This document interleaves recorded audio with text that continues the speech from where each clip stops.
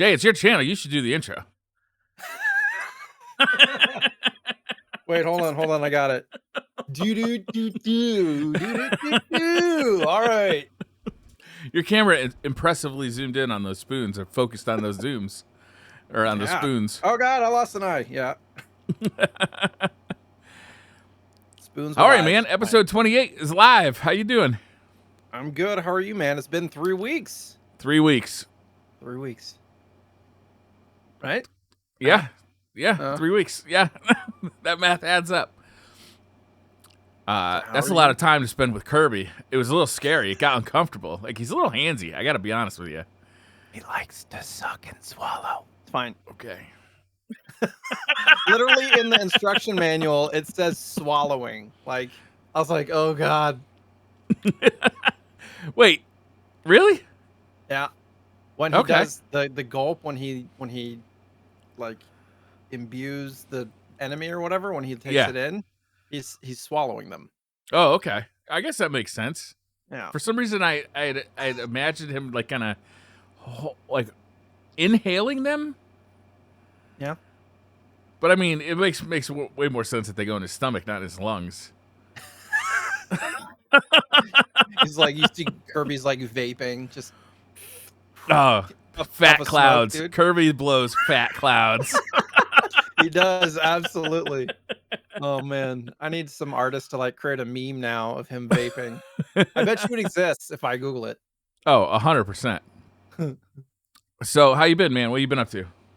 Good. The last 2 weeks actually have been fairly eventful.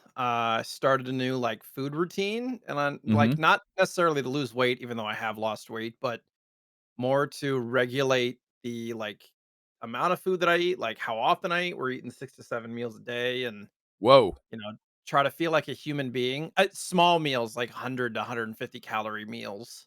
Okay. 6 times, and then you get a little bit larger for dinner kind of meal. But You must have to set some kind of timer or something just to remind yourself to eat that. No, dude, because I'm hungry. So hungry. I'm like, all right. I'm literally just sitting there watching the clock. Has it been 2.5 hours? All right, time to eat. So yeah, that has not been a problem. But I feel very motivated and awake and stuff during the day, and then like as soon as 12 hours awake hits, I'm just like I'm out, because apparently somebody told me if you're doing like a calorie deficit, like if you're cutting your calorie, well, basically I did by like half, you need a lot of rest. Your body's just like, to get into that fat burning mode, you need to sleep Makes a sense. lot. So yeah, it's like hitting a wall after about 12 to 14 hours awake. So yeah, but otherwise been feeling good. That's good. Been more awake and attentive for the family and the kids, and I've been able to put out more content because I felt motivated and just like I got energy. Stop saying tomorrow and do it today, like that kind of thing. So it's felt good. Yeah. I like having energy. It's Yeah. a good feeling, like when Feeling human. when you wake up and you're just like on it, you're like, oh yeah, this is gonna be a good day. Yeah. That's awesome. I'm gonna have to talk to you about that offline so I can find out more about it. How have you been feeling? How have you been doing?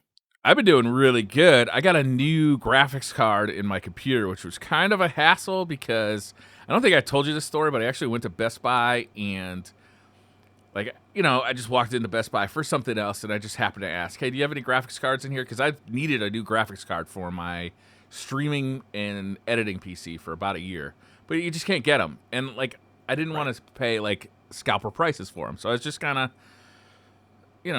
dealing with it. And they're like, I think we do. Hold on. He goes to the back room. He comes back with a 3090. I was like, oh shit, here it comes. I'm about to get me a 3090. Can you fit it in your case? Those things are huge. Yeah, I got enormous case. I bet you do.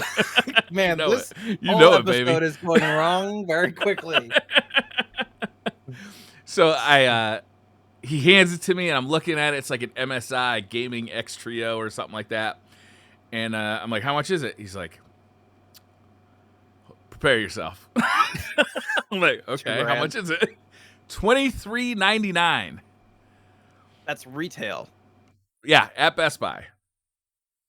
Now, mind you, when those things when the 3090 first came out, it was about $1,400 Yeah. and people were going, "Are you kidding me? That's way too much for a graphics card." But Jay, I've been waiting for like a year trying to find a graphics card, and this isn't ideal, right? Getting a $2,400 graphics card, but I'm like, you know what? I'm willing to suck this one up just so I can get it done and I don't have to think about it anymore.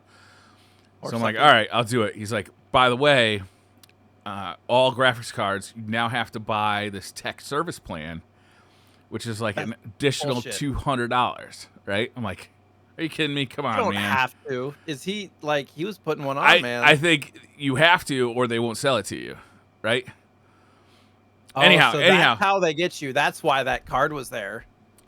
maybe, That's Best Buy's scalper right there. That's them maybe. scalping. So it's like their 100%. Tech Zero plan or whatever it is, right?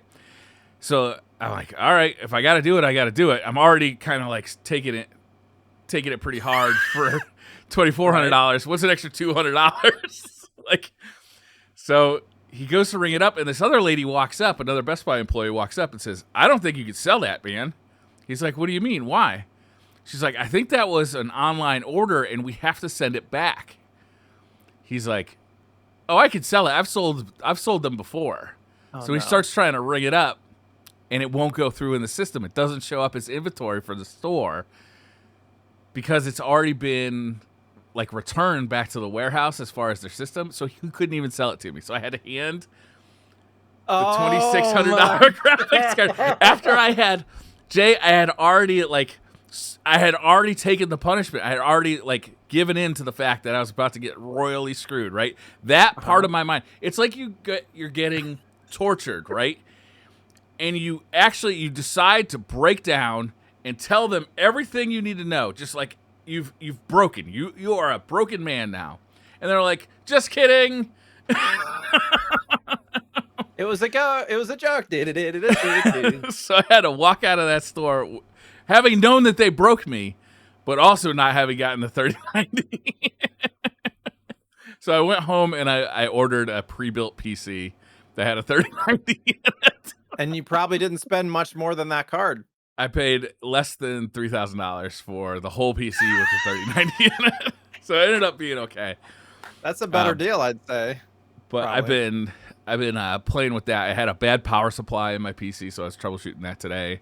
And I got a new iPhone today, so I was just kind of running around doing that. And The new one had a bad power supply, or the old one? no, the old one. So I took the 3090 out of the new one and I put it in the old one. And the new PC is sitting right here on the table because I'm actually going to take it out of the case that they sent it in and put it in like a small form factor case that can go in my entertainment center in my living room. So I'll actually have like a gaming PC for my living room. Okay. Which I'll put like an emulator. I'll probably put the whole full suite of emulators on so I can play all that stuff and, you know, like low quality PC games, not like the newest, latest stuff. So that's been my day. That was just today. Well, I mean, some of it was today. Okay, yeah. It's been an ongoing journey. You couldn't have got a new PC and all that in one day. All right. They shipped it next day. I was really, I got it from, I don't know, I don't want to advertise for a company, but it was this company called NZXT, and they shipped it next day. I was like, holy shit, that was fast. And it was custom. Like, I ordered the PC custom. Do you know where they're located? California. And you're not. I am not. I also had to pay like, I think it was like $200 for next day shipping, which didn't go well. That's a different story. Oh. Anyhow. So how do those conversations with your wife go? Like, hey, I'm about to drop $3,000 on something. Why would I tell my wife? So you're the one who does the finances too? Got it. Yes. All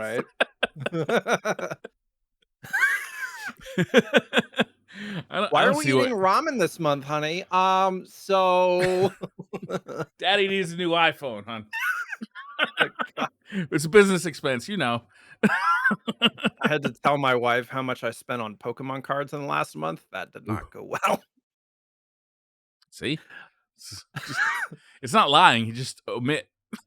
No, I Just don't can't talk about not. Like, Yeah, we don't have enough wiggle room to not, so it's like, yeah. I Yep. yeah, I am irresponsible with money. Don't get it twisted. The the feeling about the Pokemon cards, I spent so much, it almost felt like 10 years ago, I used to play poker and stuff online a lot, and Yeah. I usually would win money playing poker, but then I'd lose it playing, like, online slots or blackjack or something, Uh-huh. sometimes, and there was a couple of times where I lost, like, about $1,000, and at the time, we couldn't really swing that, and it was bad, like, this is a long time ago, but that feeling in your stomach, like, I've never gotten straight up punched in the stomach, but this is what I imagine it feels like, just like, oh, you feel sick.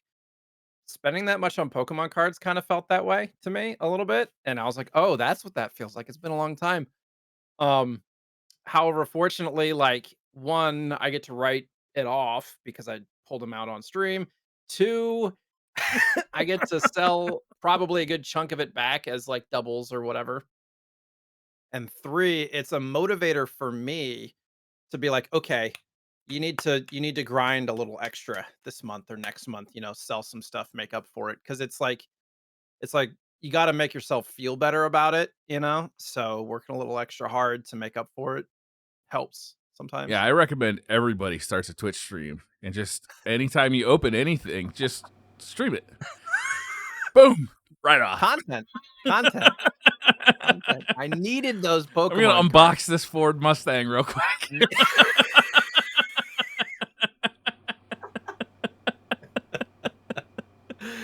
Oh, yeah, that bow, that's wrapping paper. I needed that it's shipped in that bow. It's fine. Yeah, but anyways. I'll be honest with you, Jay. I think that over the last 3 weeks since we've last talked, I have been playing more video games than like concentrated, like over the last 3 weeks than ever in my entire life. Like I've just been obsessed with several video games, like Kirby being one of them. Um, I've been playing a lot of video games lately, and I'm really excited because a lot of them we're going to talk about tonight because a lot of them are retro and they're in Nice. the What news. what else did you play other than retro stuff then? I played Metroid Dread, which is not a retro game, but definitely Retro style, yeah. it's Metroid, right? And I've been messing around with the N64 emulation on the Nintendo Switch, which I broke down and bought because I'm an idiot. I'll write it off though. Fuck it. You do it on the stream, here we go. You talked about it on YouTube, alright. Yeah, I just gotta talk Perfect. about it on the podcast. Content. Yeah, so a bunch of stuff. I've been playing other games too, but those are the only retro things. Anyhow, How we don't have Metroid Dread on the news, so how did you find that? I loved it. I think it's the best game I played in 2021. Wow. It may be my favorite Metroid game, Wow. honestly. I think I'd have to go back and play Super Metroid again. I just played Super Metroid in 2019 or 2020. I can't remember. But I think it takes a lot of what's good about Super Metroid and it speeds it up and it gives it fluid animation. And there's a couple of gripes I think that a lot of people had that I didn't have.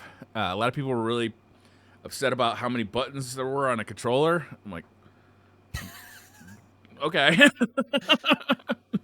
And they didn't like the EVs. I think they're called EVs, like those robot like sentry things that chase everybody around. But I didn't have. I liked them. I thought they broke up the gameplay in a pretty nice way. And it was like, it wasn't one of those Metroid games where you just get lost for 3 hours at a time. Like it kind of pushes you where you need to go. It's a damn good game. If you like Metroid games, this is a damn good one of those. Which one should I play first, Super Metroid or Metroid Dread? I think you're gonna be happy playing either one of them. Honestly, it might be hard to go back to Super Metroid because of how slow it is compared to Metroid Dread. Like it may feel like plotting, and it's also a little. It was in the Nintendo Power and Nintendo Hotline era where they didn't give a shit about you getting stuck in a video game. Like they were Yeah. okay with that. Like just call the Uh-huh. hotline.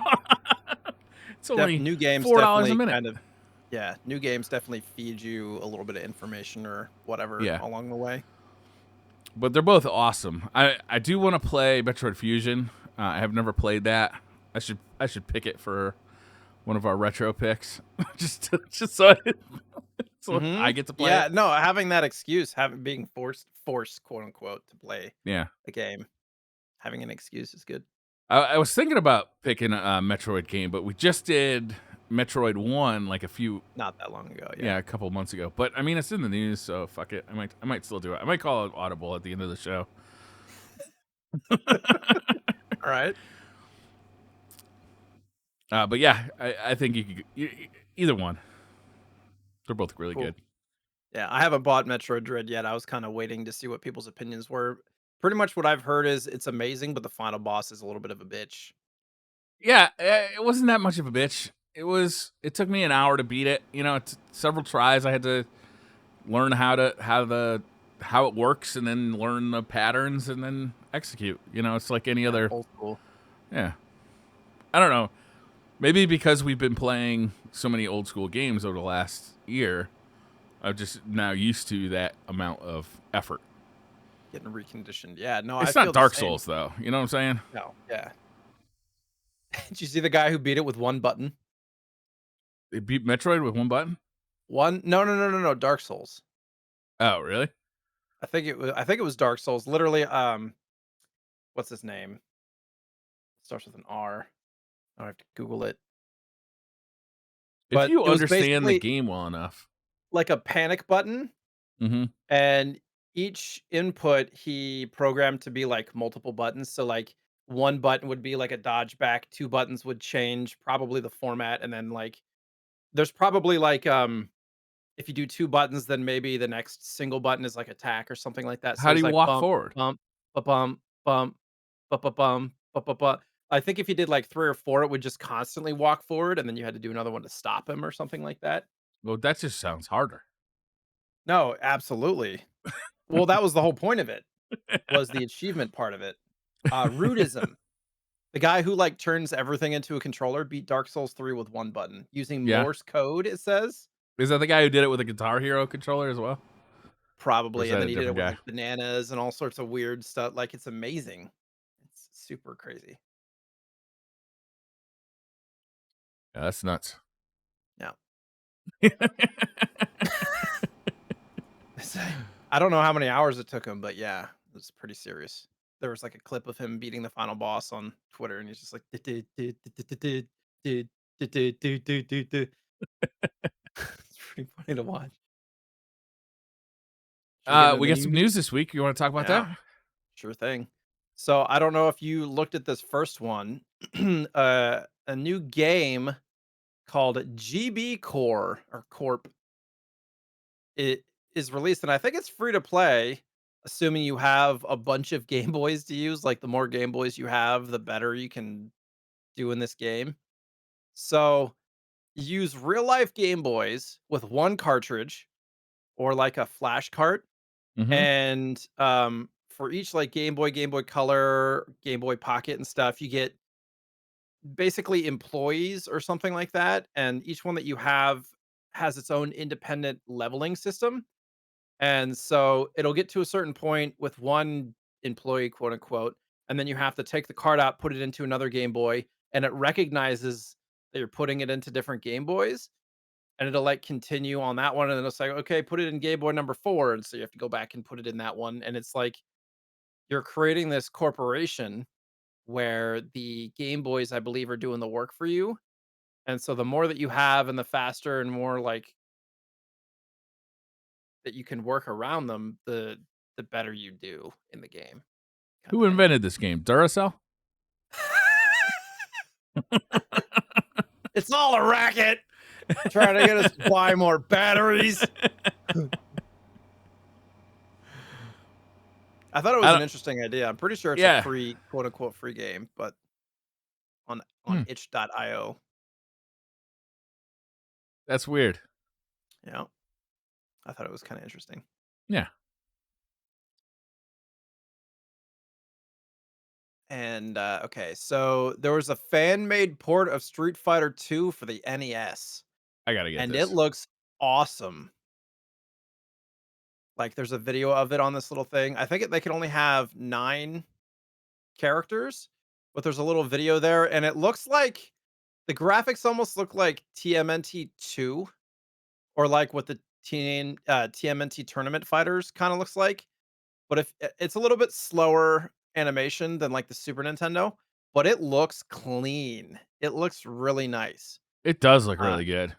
yeah, and I think they're still working on it, but I think the idea is to, release it at some point, The sound is virtually. good too. Yeah. Wait, they're 8-bit gonna try sound and and stuff. charge money for this? They can't do that. It's not their No, IP. no, no, no. I think it's Okay. just gonna be like a fan port kind of Yeah. thing. Homebrew Well, they might have fucked up situation. by talking about it before they released it because now the lawyers are gonna Right? come. Do you think Capcom has the power now that it used to? Or is Yes, it gonna be Nintendo? I think Capcom definitely has the power. They own the Street Fighter license and they're very protective of it. Yeah. I don't know if this will get on their radar, but I mean, if you have IP, the only way to protect it is by protecting it. You know what I'm saying? Like Right. if you don't protect it, then that can set a precedent.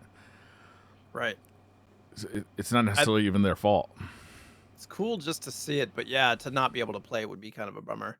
Yeah, There is a Street Fighter 2 Game Boy game, and a lot of people that are commenting on it are like, "This looks way better than the Game Boy game." yeah. I I'm like, remember there "Why was is there a a Game Boy old game?" bootleg Street Fighter 2 on the NES that was made in like China or something, and it looked awful. But this looks real good. Yeah. Fox Cunning at the Fox Cunning has a video of it on Twitter. If you're looking for a video of it, it looks like surprisingly good for an NES game. Yeah, I think it's like a team of folks working on it. Most of the news like this I get from Nintendo Life, so Hmm.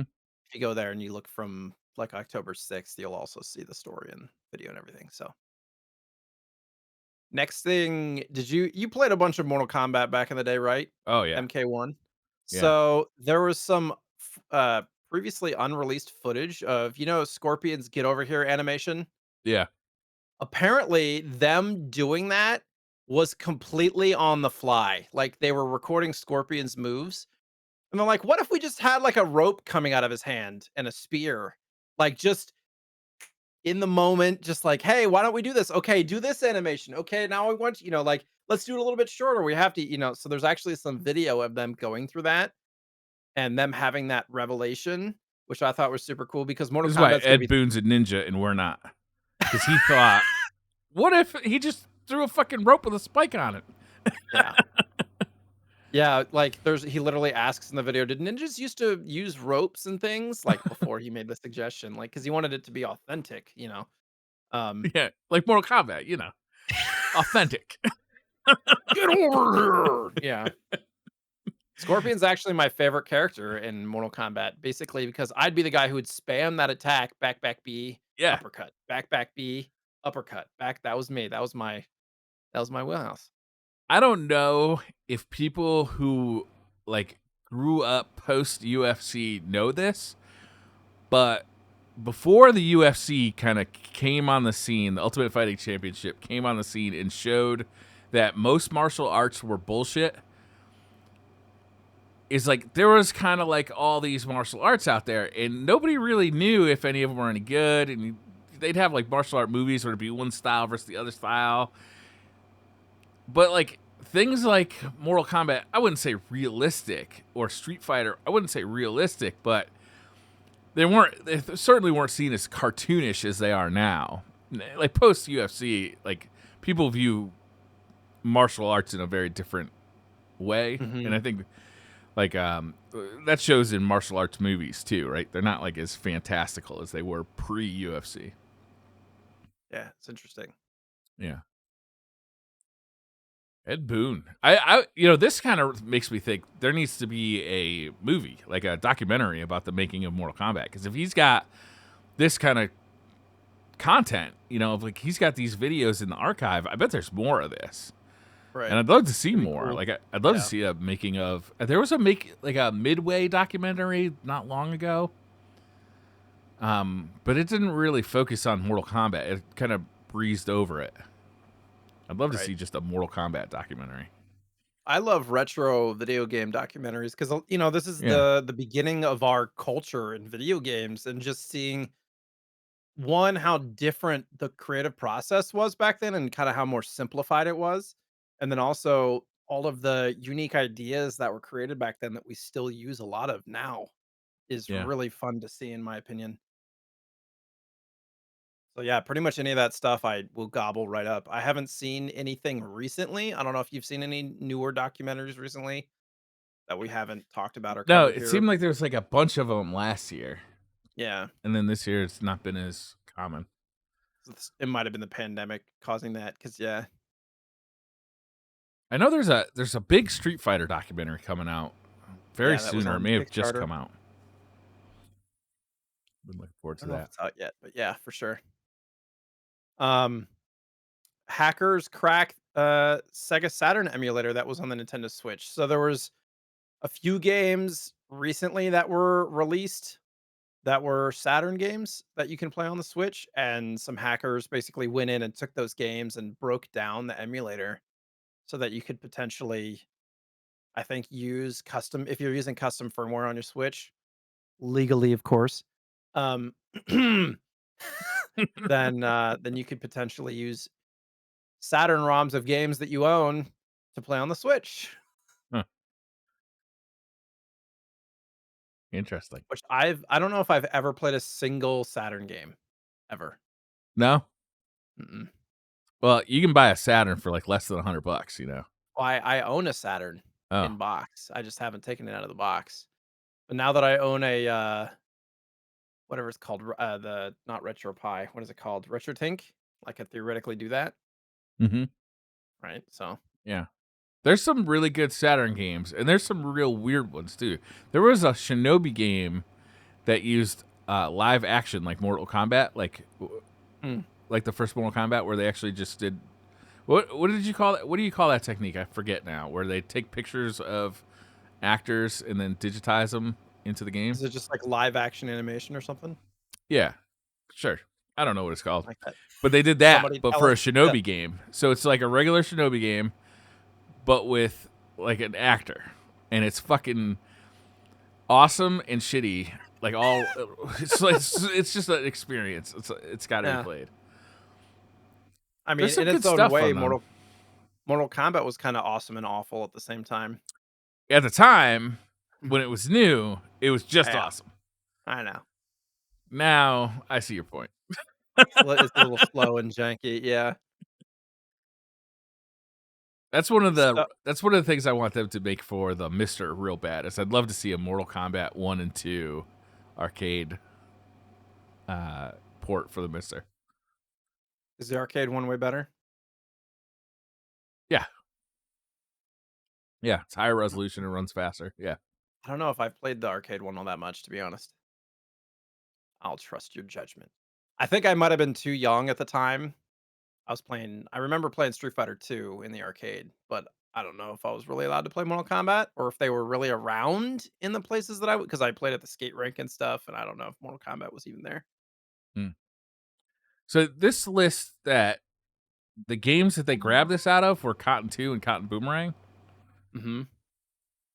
It's interesting. There are some really good games on the Saturn, and they list a bunch of them in this article: Radiant Silvergun, Guardian Heroes, Sega Rally, Panzer Dragon. Well, Panzer Dragon 1, 2, and Saga. I think Panzer Dragon 1 got a Switch and PlayStation 4 release, a remake on the not that long ago, recently. Hmm. There are some highlights on the Saturn, but it's you want to talk about an expensive console to collect for. That Yeah, is no, some of those games are, yeah, especially complete with those fragile ass plastic cases. yeah. I know Limited Run was making those new ones of those cases for people who had Mhm. collections that were kind of banged up. Interesting. Next game, I don't think we talked about it, but Pineapple Kid, which is a new yet old a new Game Boy game with a physical copy, like a yellow cartridge, is I believe available for pre-order now. It was I think last like before last week. It was like it was available for a couple of days. So you can get this from what? Goodbye Galaxy? No, crap. Where's the website? What is the website? To pre-order. So it's made by the same people. No, it's not. I'm just misreading. It's fine. They're talking about Infinity and things where they're bringing it forward. Okay, here it is. Bitmapsoft.co.uk. It's £40 and you get the physical cart plus the box, probably a manual and stuff. It's a little Game Boy puzzle game, which looked pretty cool. Pre-order started on the 16th. So yeah, for those that like to collect the newer Game Boy games. It's tough, right? On these ones, like I don't know if I'm gonna like this game, but if I don't buy it before they actually release it, I'm never gonna get a copy, right? Like that's Probably. the situation we're in so many times with these releases, and it's a bad position to be in because if you don't like the game, I guess you can just sell it, right?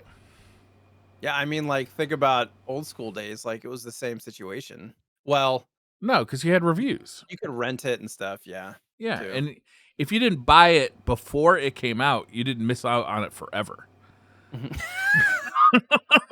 You know what I'm saying? Forever. I feel like do ROMs normally come out of games like this? Yeah, probably. Not legally, but yeah, that's it's tough for sure. I bet eventually they'll have some kind of way to buy a digital copy for like $10 maybe instead of 40, something like that. You know? Yeah, but what if you like it, then you want the cartridge? It's gone, you know? Yeah, Or it's you gotta true. find it on eBay for like 8 times what it originally cost. Hmm. Yeah, these smaller companies can't really overinvest in stuff like that either, too. So, Yeah. all right, small bullet point there. New trailer for Zelda Game and Watch, and it actually looks pretty cool. So I have a few of these pre-ordered, probably to give away and stuff. But for those who don't know, they're bringing out a new Game and Watch similar to the Mario one with Zelda, and they're still readily available for pre-order, as far as I know. Most places, which a lot of people are speculating, like that's why they brought out this trailer. Like they're not sold out of all the pre-orders and stuff yet. So, but now I'm clicking around these links, and none of them look to be available. GameStop, Oh. Amazon. Well, thanks for getting my hopes up, Jay. Oh, no, I guess GameStop is still available for pre-order, just not Amazon. Release date's November 12th, though. Oh, that's So, right around the corner. yeah, and for those who don't know, it has The Legend of Zelda, Zelda 2, and Link's Awakening all in one package, which those are 3 fantastic games, and then you can also get you get the Game& and Watch, like, it's called Vermin, that uses Link as a playable character. It's like the little, like, whatever, what, 2-bit animation? I don't know how many bits that is, it's not very many. But it's I don't know, seeing that little Game& and Watch with a stand looks pretty dope, and it makes me sad that the Mario one didn't come with one. Oh, it didn't come with a stand? Uh-uh. Because Zelda's better than Mario. He deserves a stand. He earned a stand. Yeah. Got the little Triforce on it, it's pretty cool. I don't know. 50 bucks. 50 bucks for, like, a little collectible thing, I feel like that's, like, the perfect price. You know, any more would be too much. Yeah, they priced I that right. It's right on the Yeah. money. Joe and Mac remake. Did you ever play Joe and Mac? Yeah, I couldn't believe this when I read this story. I was like, "What? They're bringing back Joe and Mac?" I know, of all the games. And That's it a game looks that we should good. cover at some point, yeah. I feel like I might be pushing into something from Briar a little bit. I said, "We should cover this game," and he goes, "Quiet." It looks The original good. Joe and Mac game. Yeah. So it almost looks like, like one of those Castle Crasher type games where it's I don't know, is that cell shading? Yeah, sure. Where it's like really clean I don't know. lines Graphics have and gotten so good now that anything cartoony, like cell shading, I think was a specific technique used on polygons to make them look yeah, like it's true. 2D, like animated sprites. This may or may not be that. I don't know. It's hard to tell now because graphics have gotten so good in video games. It's really hard to tell the technique they're using to achieve it. But this looks like a 2D action side scroller platformer, right? Yeah. Looks really the art looks really nice. I actually I've never played Joe and Mac. Okay, I've played it a little bit for like, I don't know, 20 minutes, but I haven't like put serious time into it. Same. It always looked But a it's little one of those, goofy to me. yeah. It's one of those games though that, you know, there's what? There's the 2 on SNES, and I think there might be another one. Yeah. Can't remember. But this Yeah. looks good, The and I art of think this looks good. I don't know how to play, but it's cool that they're they haven't making a comeback. yeah, they haven't talked about price or anything. This is gonna come out in 2022. I'm hoping this is less than 20 bucks. I feel like 15 to 20 bucks might be the right price for that, coming out on, like, Steam and Switch, potentially. Yeah, I don't know, man. Prices are all over the place. I played Kana Bridge of Spirits, and I thought it was my Mhm. favorite game of the year, and that was $40. I was like, holy smokes! Like, I don't know what they charge for games anymore. Like, Well, how many quality is hours all did over you the put into that? place. How many hours did you put into Uh, 8 to 10, I think, probably. is there can you go back and get more stuff? Can you play more? Oh yeah, I could have definitely. I don't tend to assign value based on time played though for a game. Like, it doesn't. Mm, A shorter game is almost better for me just because I don't have to spend like 80 hours on a game. yeah, Which, yeah. like, the chances of me like not finishing an 80-hour game are high Mhm. because like I'm just gonna Very get yeah, sick of it. same. Yeah, that's a good point. You get 10 hours in, you're like, "Alright, it's opening I up, get it. I'm done." What else we got?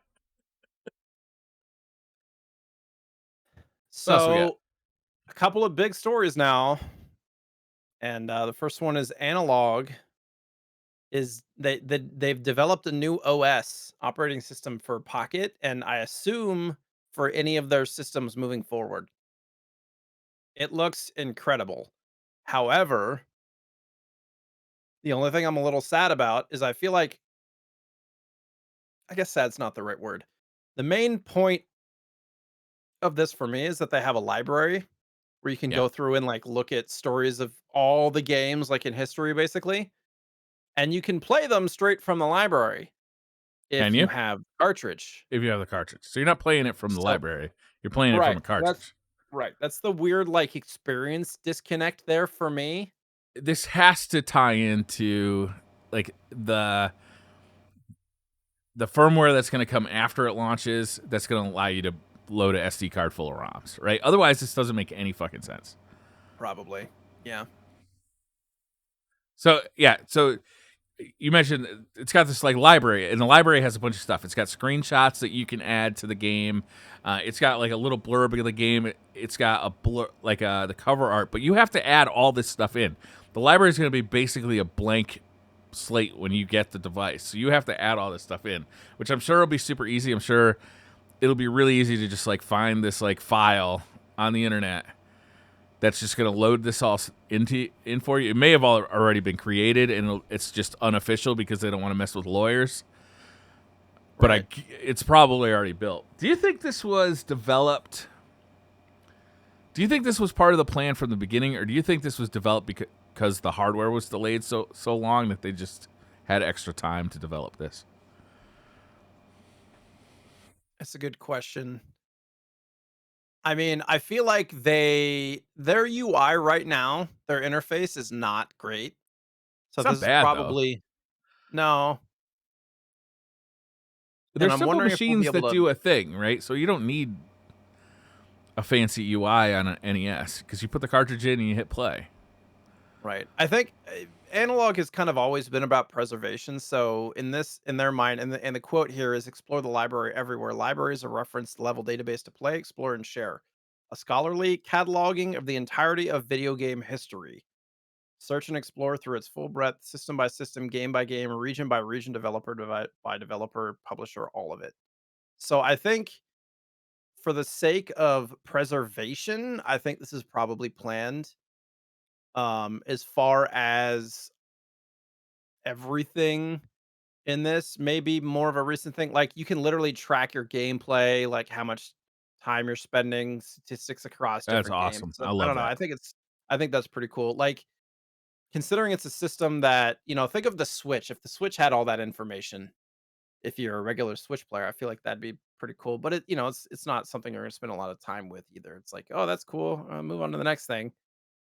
It depends on how much information's in there. Like if it's literally like watching, if it's literally like it's got like the art for the game, like plus the box art, plus the back of the box, maybe the manual, plus like a little bit of description about the game. Stuff that you'd be interested in if you Looking through are. the manual would be cool. Yeah, like if it's got that kind of stuff, I could definitely see looking at it. I mean, the manual alone would be nice. Yeah. I don't know. I think this is Nope. neat. It's a nice value add to a device that I was planning on getting anyway. So, Right, for like, sure. You, you know what I feel like would be super, super cool in my own personal world? If they're keeping statistics about like what types of games we're playing and what types of games we're putting the most time into, like let them make recommendations to us, a la Netflix. You might also like this game. You've put a lot of time into puzzle games. Here's some other really good puzzle games you might check out. yeah, it's not a bad And idea. then give you some input there. Like that would be super cool for the retro enthusiast, in my Yeah. opinion. Or I don't know if they want to do a kind of data sharing kind of thing that can get creepy, but like they could see what you're playing and then see what other players like you or Mhm. who have played similar games to you, what other games they've played. That gets creepy fast, but I mean, it's just video games. I don't know. Yeah. I don't know. I think this Uh, is neat. Pocket's supposed to be released in December. No up. This was the last update, but it wasn't really an update via the pre-orders or anything like that for those that are waiting. Oh, speaking of Analog Pocket, probably should have mentioned this at the top of the show. 5-ish more days, less than a week to get in on the Retro Slot podcast Analog Pocket giveaway Nice. on Twitter at the Retro Slot. It is free to enter. All you got to do pretty much is follow the Twitter and check out some social media and stuff. But yeah, I have 2 pre-ordered and I decided to give one away, and there has not been a lot of people entering. I think like 60 people or something. So, uh, yeah, high chances. Chances are good. Get in Briar's like, there. "Let me do that real quick." Yeah, I've put 60 entries in since you started talking. Well, I'm just Briar's making up getting in names behind over it. here. It's like creating Twitter histories and shit for new accounts. So, yeah. I'm really excited for the Pocket. I'm really curious what's going to happen in like the days and weeks right after the Pocket comes out too, because whenever Analog has released a device, you could go online and see the unofficial firmware for it, which is unofficial because Analog doesn't want to get sued, but it's written by the same guy, Kevtris, who writes the official firmware. Mhm. And it's got like a boatload of extra functionality. Like you can run. First of all, it allows you to run ROMs off of a SD card, which is really nice. But it also often allows you to run other systems. Like you can run Genesis games on the Super NT, which should just play Super Nintendo games, like that kind of stuff. So I'm wondering, aside from the games that the system is designed to support through cartridges, will it be able to play NES games, Super Nintendo games, Genesis games? Like, will that support be there?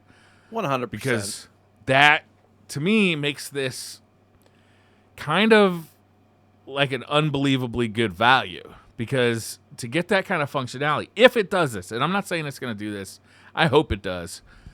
But if you can play like all the 8-bit stuff, all the 16-bit stuff, all the portable stuff, you can plug it into a TV or you can play it on the go. You have this beautiful device with this beautiful screen on it.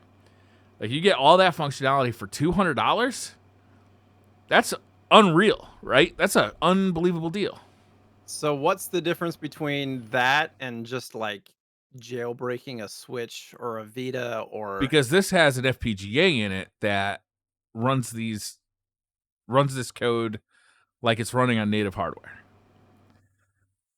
So this is like a portable FPGA. This is a portable Mister with a Mhm. screen on it. You know, like it's just I don't think the FPGA is as big and powerful as the Mister, but if it can do 16-bit, and like it'd be nice if it could do Neo Geo, but even if it didn't do Neo Geo, like it just did 8-bit, 16-bit plus all the portable stuff. They've said it's going to do Game Boy Advance, right? Or am I Yeah, making that up? yeah, like So it should be able Game to do Boy, Game Neo Boy Geo Color, no Game Boy problem. Advance, Game Gear, Atari Lynx. Yeah, What else? man. What am I This missing? thing Neo is going to Geo be a killer Pocket. device. Like it's going to be kind of like the all-in-one device that like it's going to be hard to beat, you know? Yeah, this is. I'm very excited about it, and I feel like our gameplay of trying out new games is going to open up because we're going to want to play this as much as possible. So we might be going on a a handheld game kick for a little while. Yeah. I mean, cuz I don't really like playing on the original Game Boy anymore cuz it burns through batteries and the screen sucks. I don't like playing on the Game Boy Advance that much because I don't have a backlit one. I still have the old frontlit one, and that you know, come on, I got an iPhone that can basically see into the future. You know, like You got to get an SP, man, an SP. a I bright know. screen SP. I've just never seen one in the wild. I could order one, I guess, but I mean, you can get one with people are refurbing them and putting IPS screens on them and stuff. yeah, That they're pretty expensive though to get a bright screen one. You're looking at north of $100 though. I've not heard good Now things about the IPS screens either. Like, there's a lot of screen tearing. There's a lot of like weird stuff V2 going on. IPS V2 is way better apparently. So, but if you get a refurbed one, you're looking at about $200 anyway. So, Yeah, unless you want to do it all yourself, but then the screen's $50, and so the yeah. whole thing. I'm looking forward to this device. As of course, because Analog announced this, they were met by the internet full of hatred, right? As people were just pissed the fuck off about this for who knows why. You know, About the Pocket, really? they were mad about this because they did this pre-announcement where they just showed a date of when this announcement was going to happen, which Hmm. was like a Saturday at 10 o'clock in the morning. And then they did the announcement in tweet format where they just showed all the features of this new Pocket OS or whatever they're calling it, and people just were so mad. You know, they're like, "You've had my money for a year." You know, like Oh, the OS. Yeah, yeah, yeah. I thought you were talking you about know, the like Pocket. when this company is greeted with a lot of hate. Like it is a divisive company. Yeah. I mean, did pre-orders exist for stuff like around Super Nintendo days? No, You not just that I had to line remember. up at fuck all early in the morning at a Toys R Us to get one? Well, nobody knew when it was coming out anyway. Well, by the way, they're in store now.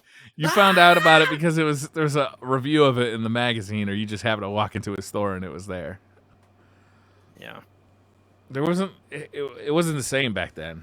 The first time I remember lining up for a console, like really lining up, was the Xbox 360. Before that, I was able to just walk in day one on launch day and just pick one up. No pre-order or anything necessary.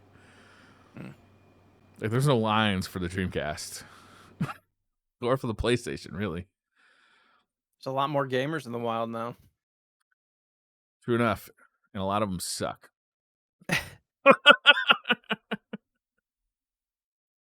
I'm I sorry about loud noises. I prefer to pre-order and have them hold my money because now like I'm getting a free Pocket. Like I don't have to pay for it and have an unexpected charge out of my bank account. Like the moment that I decide Yeah, to pre-order it is when it's just personal preference. So I don't mind it personally.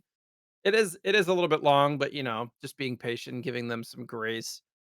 A lot of these folks that are mad, you know what they're going to be doing too.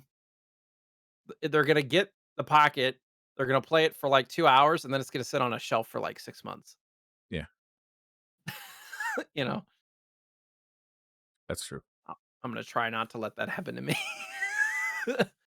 I mean, a lot of it, if it only will play, like a lot of it depends on what other cores come to it. To be honest, You want to hear something funny? yeah. I'm pretty sure the only time I've played my PS5 or my Xbox Series X is to play D1. Destiny Destiny 1. 1? Why? Destiny 1. You haven't played any other games? No. Oh, man. Because for Xbox, they're almost all available on PC as well. Yes, I And have a then similar issue with Xbox. I have a similar issue with Xbox. But with PlayStation, there's PlayStation, been some bangers. Like, the first what year of I PlayStation mean, 5 has been good. there's been like the Dark Souls game, right? Like what Mhm. other there's the Spider-Man game which I own, I just haven't played it yet. But other than that, Uh, like what other PS5 exclusives have there been really that are great? Exclusives is a different story. What, Kena Bridge of Souls came out on PC. I'm trying to go through the list of the games I've played.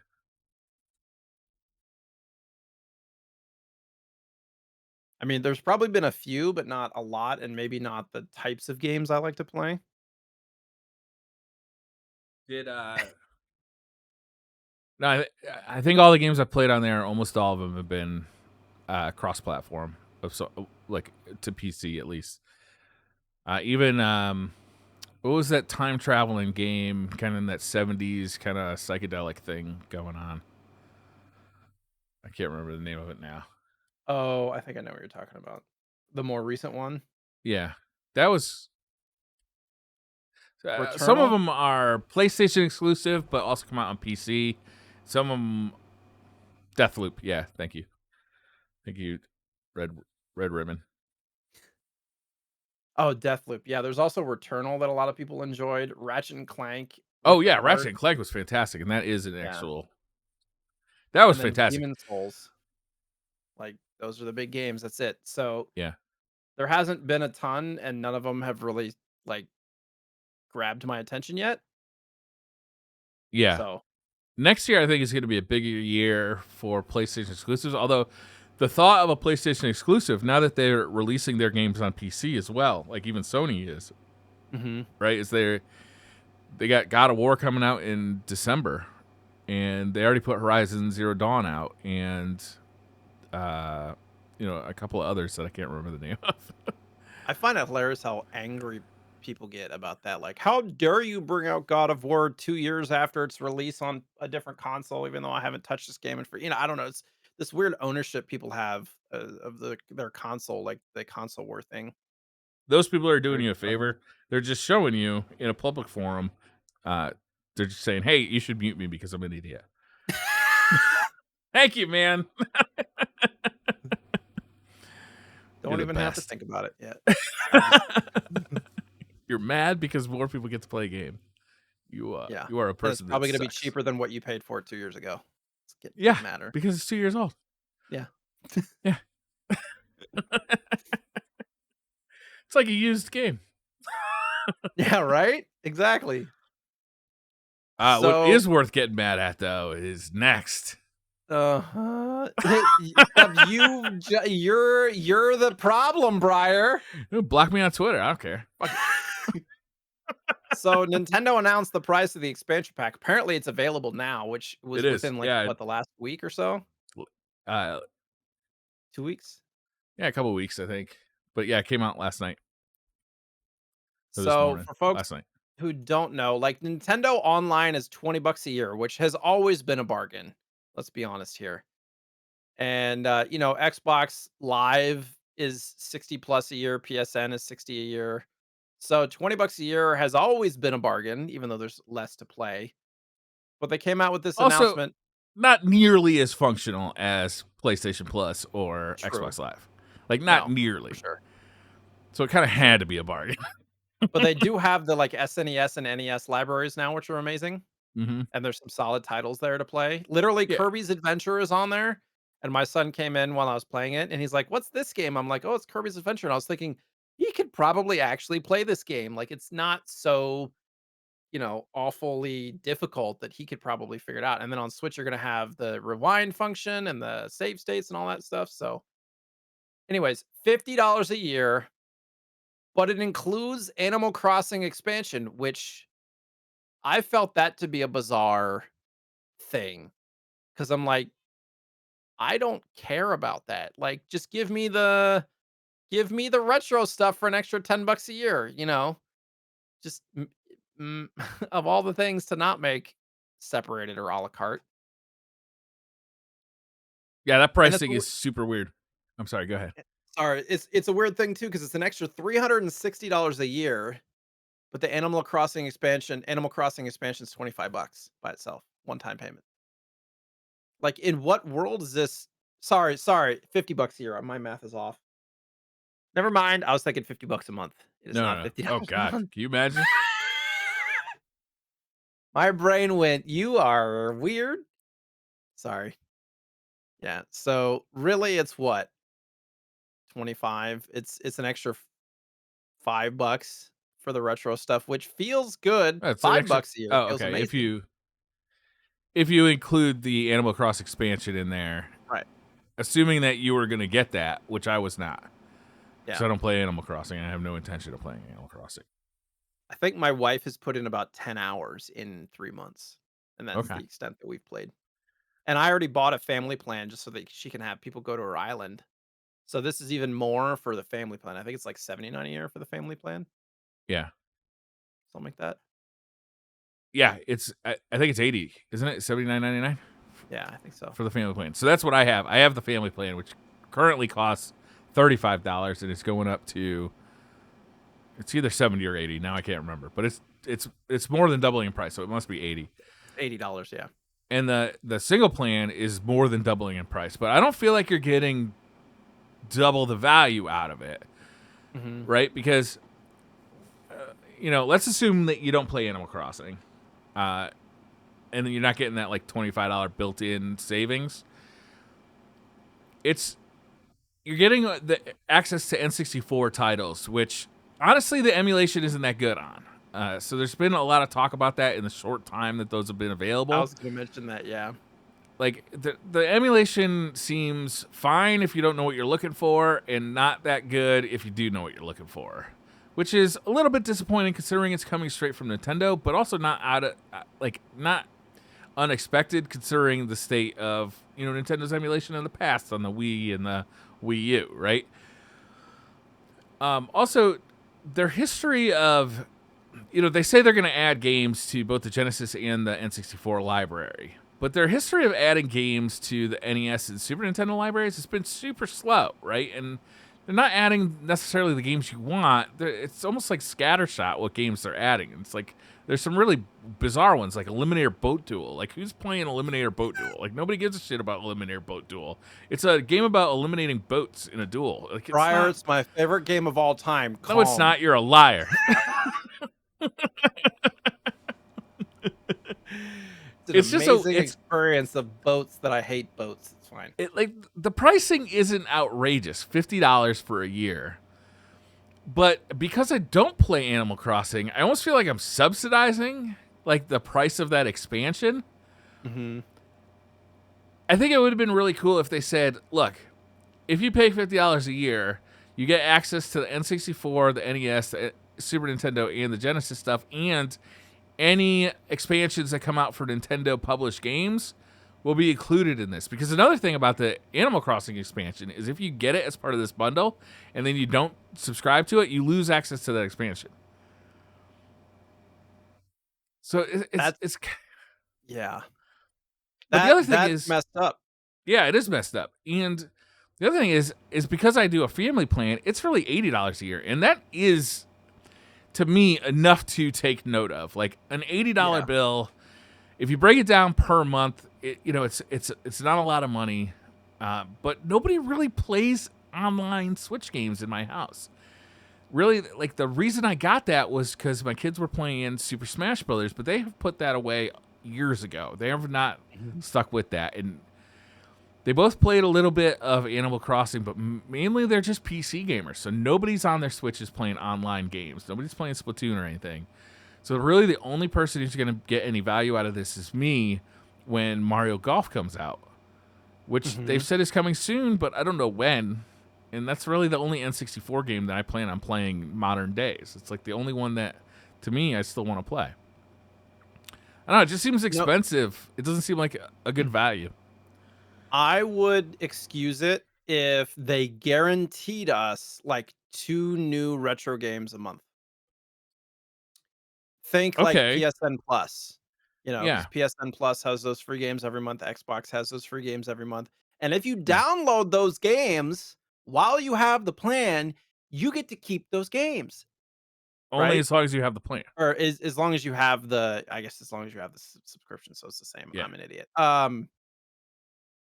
If they guaranteed us 2 retro games a month across any platform, it could be one Genesis, one NES, I don't care. 2 games a month, I would happily pay it. I wouldn't want approval. I want approval of which games they're gonna bring. I mean, it's not crazy. It's not a crazy amount of money. It's $50 a year, right? $50 a year. You break that down, like it's far less than Less than the $4 price a m of. or yeah, $4 a month. So it's like ultimately, like it just seems to stick. The I think the other part of this equation for me is I think the price of the OLED Switch stuck in my craw a little bit. Is like they're charging $350 for a console that is 4 years old, but really has hardware in it that's like 6 or 7 years old. It just sticks to my craw a little bit that Nintendo gets away with this shit and nobody else can. You know, like Mhm. anybody else brought out that console at this day and age, they'd be laughed at, right? I don't know. Nintendo's pricing, Nintendo gets away with a lot because the fanboys are so ardently, fanboys. And their pricing right now to me is just kind of it's stuck in my throat. I want to cough it out, but like I'm half about to cough, half about to swallow. I'm not sure yet. Sucking and swallowing, perfect. Yeah. Segue.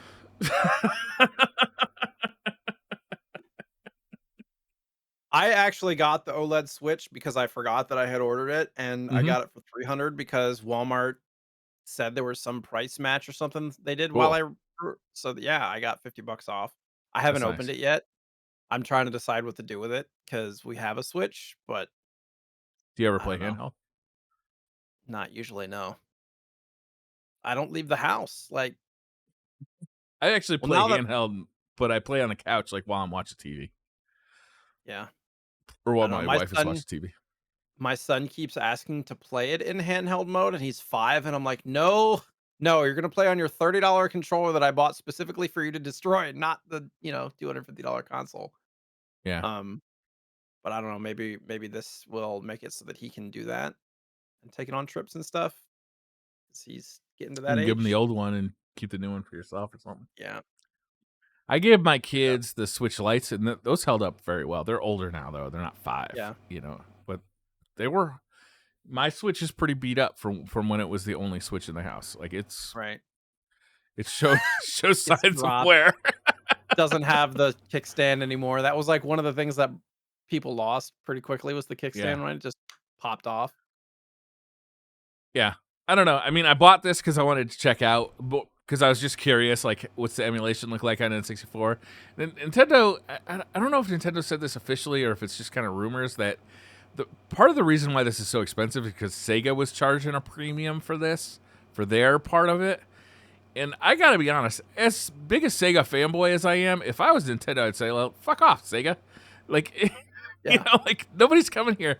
If you notice any of the discourse about this, nobody even mentions the Genesis games. They're all about the N64 games, right? Plus, there's like umpteen billion Sega Genesis collections out there. One of which mhm. just came out on the Switch, like not that long ago, and has a lot of the same games on it. So, like, why Nintendo? Like, it may just be like pushing off the blame on the other guy. The buck stops over there, Right. but I don't know. Like, if that's real, which I can't imagine it is, but if it is, like, Nintendo should have just said, "Well, fuck off. Then we're not going to put Sega Genesis games in here." I'm hearing whispers and inklings and rumors on Twitter about the emulation as well. Apparently, and don't take this as fact, but I'm hearing things like Nintendo doesn't house their own ROMs. They're like downloading some of these directly from like from the internet. They don't have their own What? historical archive of I just find that absolutely asinine that they wouldn't have this stuff internally, Like I don't know. Yeah. I don't know whether these stories are true or not, but I just thought it was funny. The I could see it being true, but I don't know for sure. the emulation. It's early days for the emulation, right? I haven't seen anything about like like how precise the timing is or anything like that, but right away people were noticing that the fog is very different on obviously a lot of N64 games have a lot of fog to them because they used it to cover up the fact that it was a very powerful system and they could only render so far in the distance. So they used fog to cover up the distance. Well, in the emulation version on the Switch is that fog is much less dense and it creates areas where you can see a lot of pop-in, like for instance in a racing game like Mario Kart, or that I was looking at this one pretty blatant example of a Zelda area that was supposed to be covered in fog because it's a mysterious area, but all you see is just no texture out there because the fog was supposed to cover that up. And then also I saw that it doesn't support, you know how the Nintendo 64 controller had the memory slot built onto the controller? Mm-hmm. Any features of the games that needed that to be supported for that feature to work, like the ghost saves in Mario Kart, you could save a run and then race against yourself as a ghost. That's not supported. So like stuff like that would definitely be in other emulators on like PC or something. Not being in Nintendo's Switch version is a little disappointing. That's bizarre for sure. That you can't. Is Mario Kart on the expansion pack? But you can't do ghost saves. Right. That's messed up. And that's kind of I don't know. That's like one of the features, right? Anyhow, you know what sucks and blows? Your mom. Nintendo's Whoa! Bah! Damn! I'm calling my mother, man. She's gonna be pissed. I had to sit on that to decide if I was gonna let it rip or not, and I said, "Fuck it." So. You let it rip. I'm sorry. You're welcome. It's fine. This is what happens when I come to Jay's channel. Jesus, it's brutal over here. Mom jokes. Of all the people I feel like would appreciate that in that moment would be you. So yeah, it was good. I enjoyed it. Kirby's Adventure, 1993. This has to be one of the last games that came out for the NES, right? Like 1993. The Super Nintendo was already out. Yeah. You can tell by some of the kind of user, kind of the nice to haves in this game. Like it has saves, it auto saves after a completed level. Like what NES game does that? You know, I don't know of any. Awesome. Yeah. So, what was your opinion on it, Briar? This game was clearly like taking advantage of every last bit of the NES. Like there is no doubt, right? It looks almost as good as a Super Nintendo game. Like it's like getting there, right? It's like it really is impressive. But I didn't really like it that much. It just wasn't for me. It's like, too easy. It was definitely too easy. In a way that it didn't keep my interest. Like I'd be playing it, getting bored, like looking for something else to do. Briar. I'm sorry. I think part of the reason is I started it coming off of Metroid Dread, which is fast action, badassery, like so much cool stuff going on, and then you jump into Kirby and it's just like this happy music and like very slow movement, like. It's just not a game for me. It's not my thing, you know? Like it looks good, it plays good, everything about it is good. I got no complaints about it other than the fact that it's just not my shit, you know? You know, it's funny. I literally finished playing. I got about halfway through it. I didn't beat it. I got halfway through it, and I basically I ended World 3, and I was like, all right, this is a good place to stop. I got to experience everything, all the mini games, pretty much all of the abilities and everything, and I just didn't want to continue in that playthrough. But I'm walking out to get some water, and I tell my wife, I'm like, this is the first time I've just genuinely felt joy from playing a retro game. Like there was nothing really that stuck out as annoying, or it is slow, but you kind of get used to the movement after a little while, and there's lots of sucking and swallowing and blowing. And you'd think I'd be into it, but man. Just so how far did you get? I think I finished the third level as well. I think that's where I ended up. I was just like, okay, that's enough. I feel like I got enough of this. I had one annoyance is the part where you finish the level and it just drops you, and Kirby's just falling, and then Boing. Yeah. it says press A, and then boing, you like spring up on a. I forgot that was going to happen every time, so it was a complete surprise to me.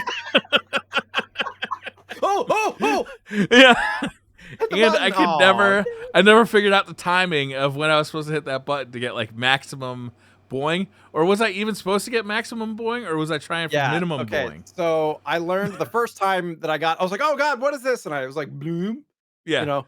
But after a while, I figured out like if you basically hit it at its bottom, it springs you all the way. Like I got to one, it goes all the way up to one, and then you get an extra life. I got to one like twice. I got to two like 10 times, and just some of those just wouldn't go all the way to the top. So you got to be yeah, pretty precise with your timing on that. Um, but yeah, there's a lot of stuff that catches you by surprise in this game. Sometimes if you were like the wheel ability, I'd just like fall to my death, just yeah. forgetting, because it had a little bit of a delayed response and going side to side. And so there's like a lot of little things that you definitely have to get used to and prepare yourself for because performance wise, it's not always the best. I wish that some of those, almost like TMNT, some of the abilities were more effective versus some enemies. They kind of are for bosses, but pretty much everything else is a one hit kill Yeah. as long as you can kill it. So I found like I wanted to know what the boss was so I could just keep the most effective ability to get to the boss, but then the bosses weren't that big a problem either. Maybe they get mm, harder as you go, but probably, I yeah. suspect not. I suspect this game is easy all the way through. It's a pretty approachable game. But I mean, like, to be fair, we've been playing a bunch of pretty tough games, so I just felt like something True. No, a little bit more easygoing was gonna be fun to play. I had never played any Kirby game before this, so Mm. don't take my criticisms as criticism of you. I had never played a Kirby game, so I was glad to play it. It just was not my jam, and that happens sometimes, right? It's like sometimes you can you see something that is inarguably good, but just not your jam. Yeah. I feel like the more you play it too, you learn to go faster because you can dash if you like did double forward, and there's the abilities like the fire thing that goes or the wheel. And you can do the wheel forever. It made a couple of those boss fights really easy because I would just wheel back and forth through the Oh, really? boss. Yeah. Um, but yeah, you found ways pretty quickly. You could slide like a hunter in Destiny, which was super fun. Um, and you start learning that you don't have to float everywhere. Like you can just singular jump to a lot of spots and things like that. I like just kind of the kind of arc of learning the mechanics and the most efficient way to tackle the different levels. And there's so many secrets and secret doors and extra things to get and stuff. It's I way don't know. deeper I than it enjoyed it. appears at first glance, right? Yeah. Like it looks like it's just a silly platformer at first glance, but it definitely is deeper, especially once you get into all the abilities and what they do. Yeah. I don't know. I enjoyed it.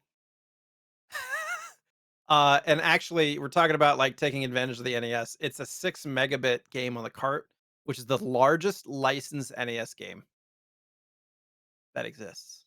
It's amazing how far we've come. 6 megabits. It's the biggest one. Yeah. Yeah. Megabits, not megabytes. Bits. Yeah. Yeah. Yeah. I'm pretty sure these files, like for these old NES games, if you download the ROMs, are like under 20 kilobytes. Yeah, They're you can very fit small. like all the ROMs for all the consoles like on a moderately sized USB stick. Couple of gigs, yeah. And it's this big. It's the size of a thimble. Uh, It's actually a fun do you, thing to do is you can load all your emulators too right on the USB stick. So mhm. any computer you plug it into, you can run it right off the USB stick. So you have like a mobile emulation station right on a USB stick, RetroPie which is or kind of whatever, fun. yeah. Do you know the story about Kirby? Yeah, I have heard this before. So for those who don't know, there was some litigation early Nintendo, when they came out with Donkey Bless my Kong. heart, Nintendo needed lawyers for whatever for. Yeah, right. But this is something that actually set up video games, and I feel like media and stuff moving forward for everybody. King Kong is like an old movie, right? It came out in the 40s, 60s, something like really old movie. And yeah, tell me, Briar, make up a date so I don't have to Google it. You don't like 1922. perfect. All right, sounds good. Before they even had moving pictures.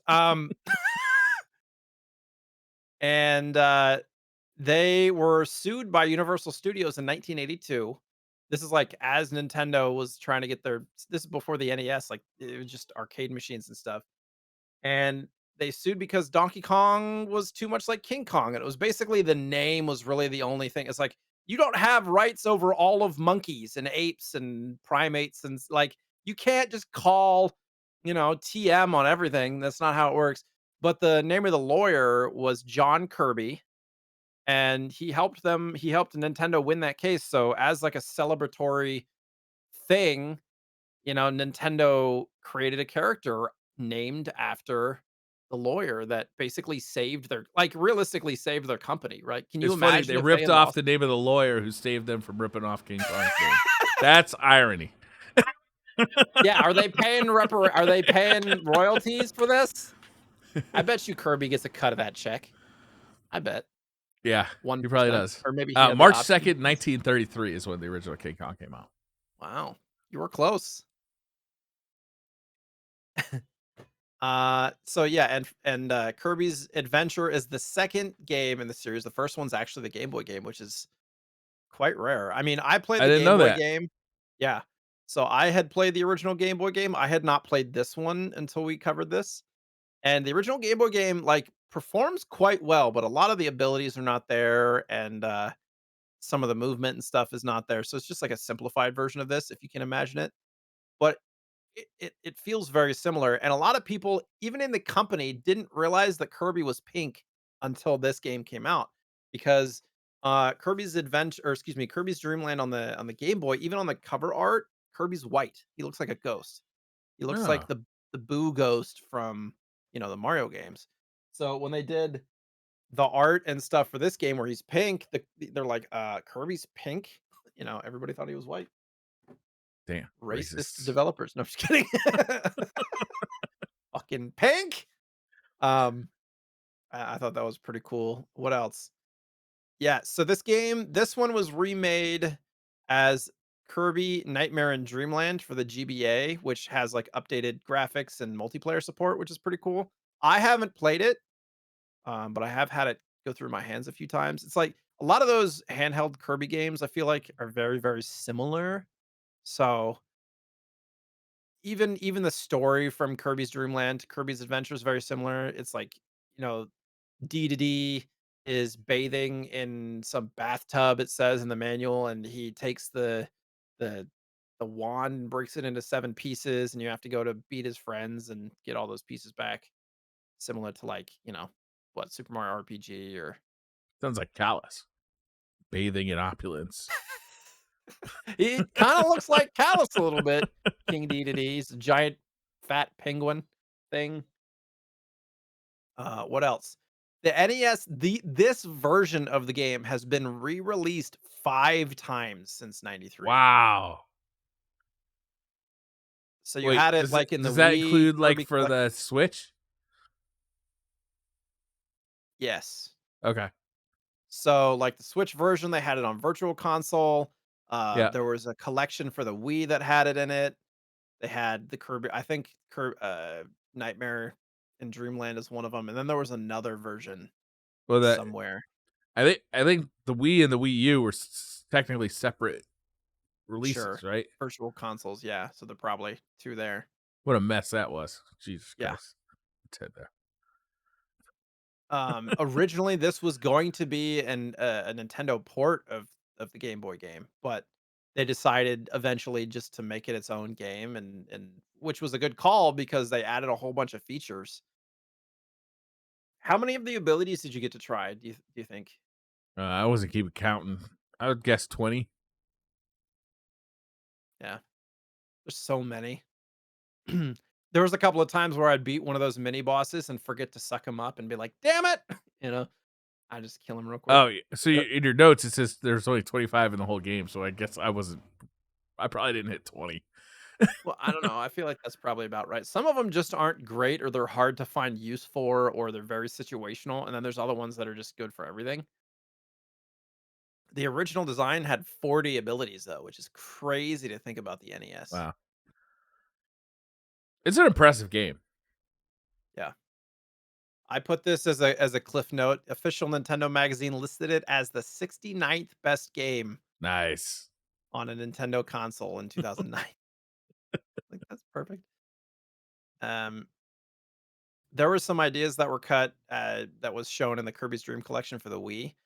Apparently, Kirby potentially was going to be able to dig holes, turn invisible, multiply, and some other like they were going to make it crazier, which is insane. It's gonna be a And big reveal that he's actually somebody's left testicle. is it going to shrivel up? And two more notes from the game. The original Japanese commercial for Kirby's Adventure had Kirby as Yarn, which you think about the Wii U game Kirby's Epic Yarn, which is a pretty fantastic game. I have played that. They did one of Um, Yoshi's had one of those too, a yarn yeah, game. Yoshi's Yarn World or whatever it's called. Yeah, Woolly World. Pretty fun. Yeah, Woolly World. That's right. And they have the. Have you seen the Woolly World amiibo? Like the little yarn. Yes, Yeah, those are it's super adorable. cool. Yeah. And then the last note, the first letters of the world names, excluding the last world, spells out Vibgyor, which is Roy G. Biv backwards. Rainbow. Roy G. Biv, red, orange, yellow, green, blue, indigo, violet. I would have Because never picked up on that. a lot of Kirby's thematics is rainbows, Rainbow Sure, Land, Dream Course. Like there's all sorts of rainbow stuff. I think it's the DS game, Rainbow something, Rainbow Road, Rainbow Land, something. sounds like Kirby. Yeah. Any of those could have been a Kirby. Rainbow Land, Rainbow So many World. Kirby games. Pretty much I feel like every system has had a unique new Kirby game. Yeah.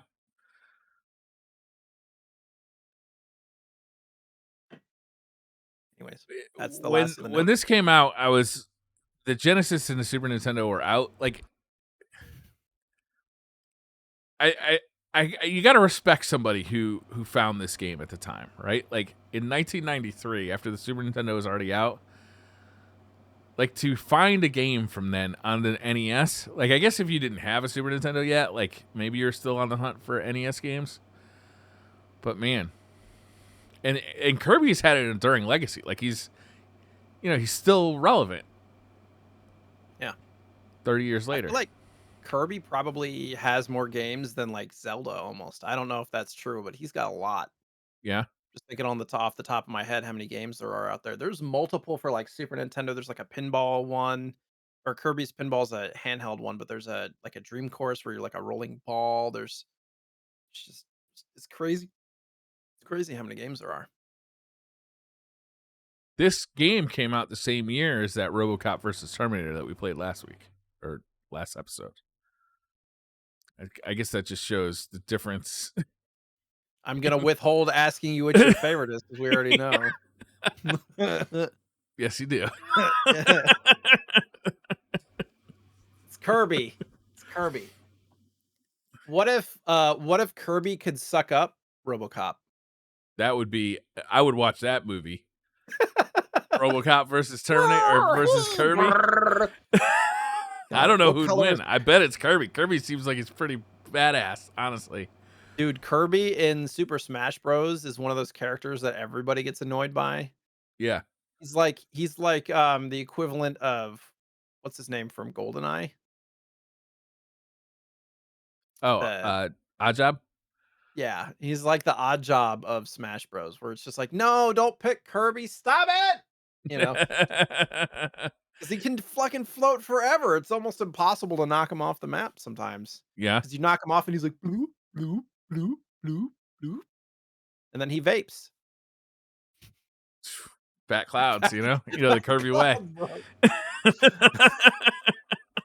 I do. It's a fun game. I mean, Kirby's Adventure.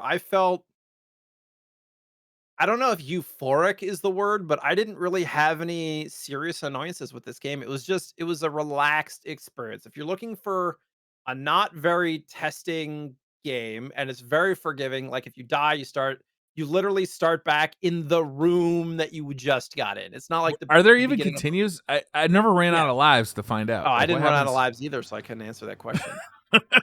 Like, it's pretty chill.